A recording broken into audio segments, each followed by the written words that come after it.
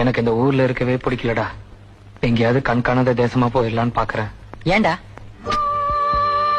இனிமேலும் இங்க என்னடா இருக்கு? நாம யார நம்பணுமோ அவங்க எல்லாரும் நம்மள ஏமாத்திட்டு போயிட்டாங்க.